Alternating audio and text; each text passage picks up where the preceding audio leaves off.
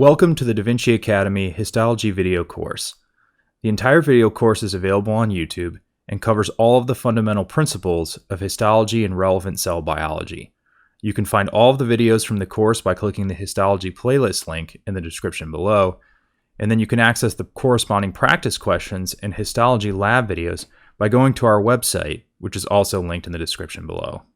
Alright, so in this third and final lecture for blood, we're going to cover some relevant clinical pearls. So a very commonly ordered test in the hospital is a complete blood count, or a CBC for short.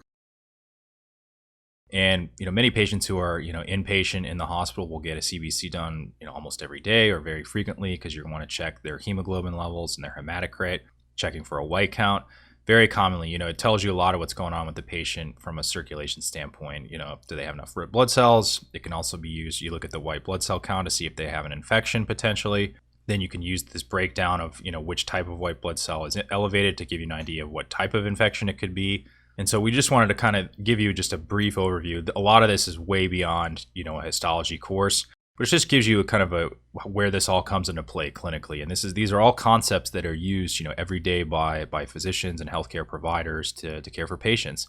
So this is just a sample one. So you have the hematocrit here. This is usually going to be one of the first things listed. It's 24.3. And remember, this is the percentage of red blood cells in the blood. Remember, here's your normal range, 30 to 47. Again, the range, depending on what hospital you're at or depending on who you talk to, the range is going to vary a little bit. And remember, it's, if you do it by gender, it's going to be, males a little bit higher than females.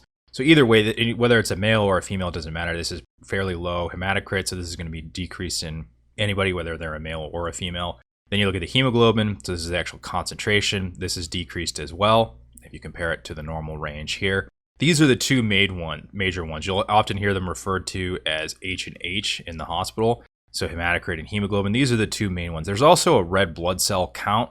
This isn't used as commonly though. It's certainly people look at it, but it's not the main ones are hemoglobin and hematocrit. Another one is MCV, which is mean corpuscular volume, and this is used to kind of measure and it's in the name, it's the average volume of a red blood corpuscle. And so this is used to kind of differentiate the different types of anemia. You can have normocytic, microcytic, and macrocytic. Again, that's more for a pathology course. We're not going to go into that. In this case, it's decreased, so this would be called a microcytic anemia, just for your reference. Then next here you have the MCHC, and this is the mean corpuscular hemoglobin concentration. So this is the average concentration of hemoglobin in your red blood cells. So remember, the main function of red blood cells is to carry hemoglobin. So you can have a decreased amount of this as well. And these can be tied together. If you have a decreased, production of red blood cells, you can have decreased production of hemoglobin, and then you'll often see these decrease together depending on what the root cause of anemia is. Then you have the RDW, which is the red blood cell distribution width. And this is essentially a measure of the range of variation of red blood cell volume. And it's just another way to kind of indicate, help you diagnose the type of anemia. See, it's elevated here. This is often very diagnostic for a iron deficiency anemia, which is one of the most common causes, if not the most common cause of anemia. And that's because iron is a crucial component of hemoglobin synthesis. And again, we'll just leave it at that because you could get into a much more complicated discussion about anemia, and especially iron deficiency anemia. So you can see the white blood cell count gets broken down here by, if it's lymphocytes, elevated lymphocytes. Oftentimes you can see that in viral infections, monocytes, eosinophils. Remember, that's for parasitic infections, basophils.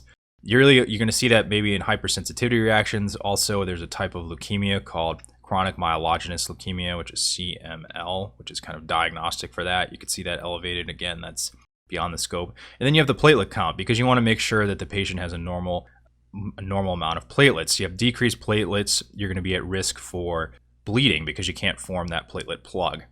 And so again, this is far beyond what you would probably get tested on in a histology exam, but it kind of just gives you a nice look at what a CBC would look like that gets ordered on a patient in the hospital, and how a healthcare provider would use a CBC to evaluate the health of a patient.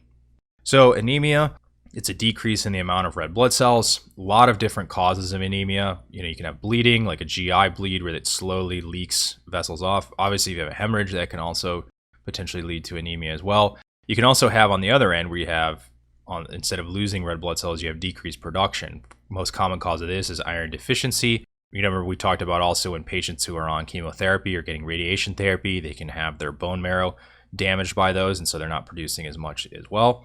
You can also have red blood cell breakdown, which occurs in diseases like sickle cell disease, which we'll talk about next.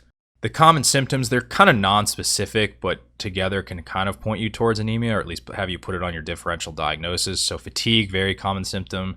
Weakness, because you think about it, this makes sense. If you have decreased red blood cell count, you're not carrying as much oxygen. You're not adequately perfusing your tissues, and so they're going to be tired. You're just not going to have as much energy. Shortness of breath, and then some patients can even have chest pain, especially if they have underlying cardiovascular disease.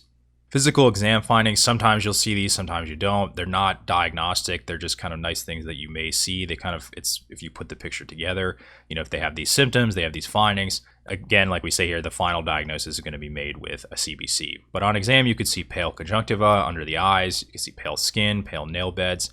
And the way you treat it is very wide. You want to treat the underlying cause. So if they had a GI bleed from like an ulcer, you got to treat the ulcer, and that'll take care of the GI bleed.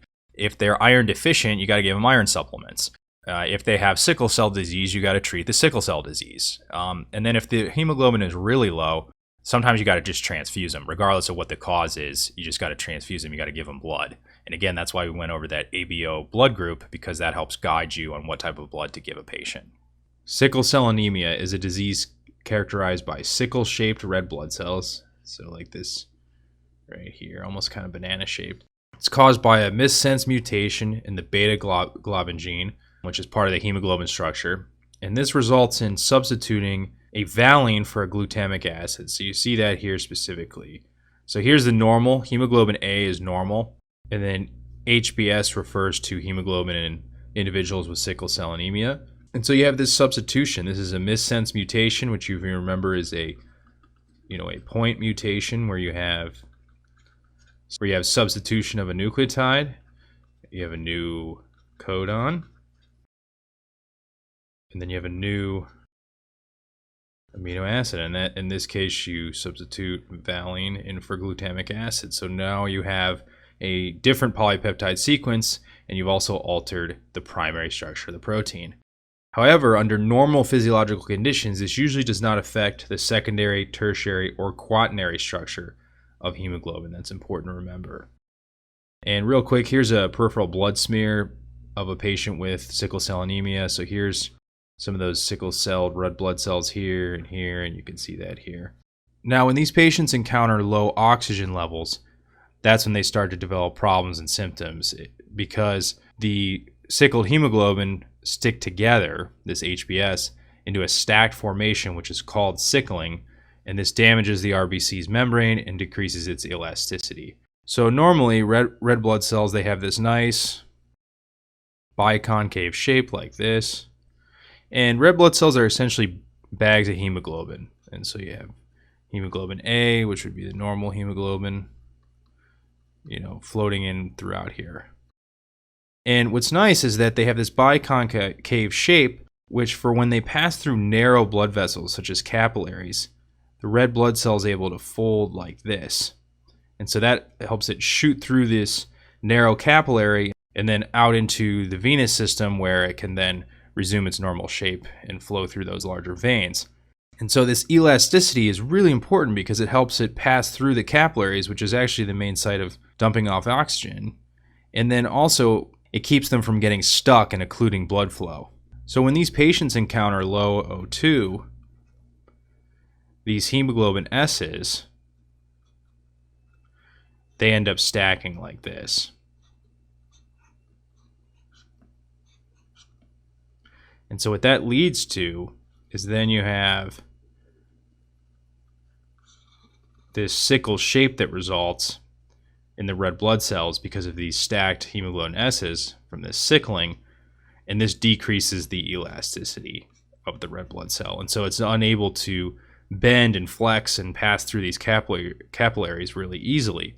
And so when oxygen levels return to normal, these affected RBCs, these sickled red blood cells, they do not return to normal shape. So this is a permanent effect, and they remain rigid and unable to flex through when passing through narrow blood vessels. So what happens is, so if you have another narrow, is they end up getting stuck like this. And that's where you get problems. That's where you get occlusion of flow and you get symptoms and ischemia.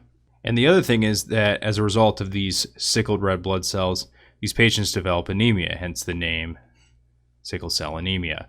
And this results from destruction of these damaged red blood cells. So on top of all these vessel occlusion, they also have to deal with having a low red blood cell count. Thank you for watching this video from the Da Vinci Academy Histology video course, which is completely available on YouTube. To access the corresponding practice questions and histology lab videos, go to our website using the link in the description below.